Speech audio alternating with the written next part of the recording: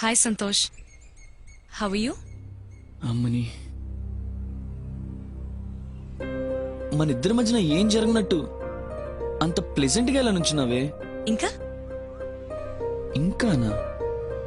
మామూలుగా జబ్బు చేస్తే బాడీలో ఏదో ఒక్కపాటి. నిన్ను లవ్ చేయడం వల్ల నాకు ఎన్ని ప్రాబ్లమ్స్ వచ్చాయో తెలుసా?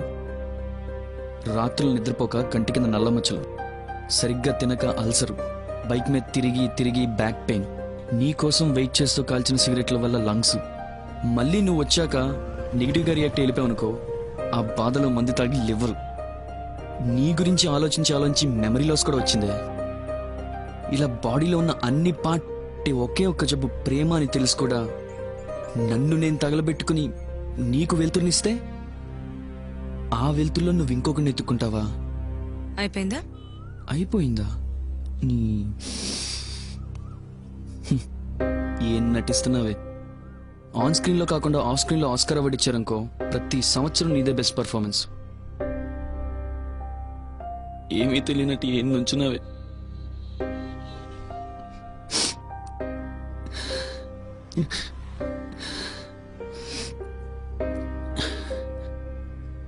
నీలా బ్రెయిన్ లో ఒకరిని పెట్టుకుని బెడ్ మీద ఇంకొకటితో గడిపే వాళ్ళని ఏమనాలో నాకు తెలియట్లేదే.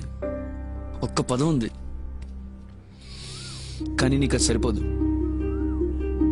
పాపం కనీసం వాళ్ళు ఎవరు డబ్బులు ఇస్తే ఆ కాసేపు కాన్సన్ట్రేషన్ మొత్తం ఆడి మీద పెడతారే. నువ్వు ఉన్నావు.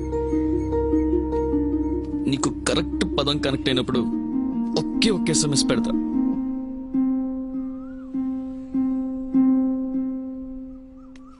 బాయ్.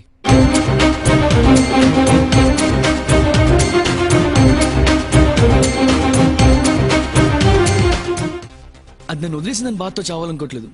నా చావు దానికి నరకం కావాలి. నా చావు కనీసం 4000 మంది మగాళ్ళైనా చేతి తీసుకురావాలి.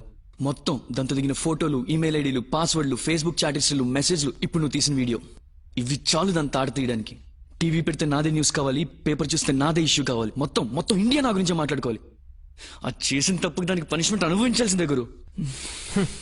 నీ చావు ఇండియా కాదు కదా, పక్క ఫ్లాట్ కూడా చేరదు. అదే నీ ప్లేస్లో అమ్మాయి ఉందనుకో, భూమి మీద జనాలే కాదు వేరే గ్రహాల్లోని ఏలియన్స్ కూడా వచ్చి అనుభవం చూపిస్తాయి. ఎందుకంటే చావులో కూడా వాళ్ళకున్నంత ఇంపార్టెన్స్ మనకుండదు.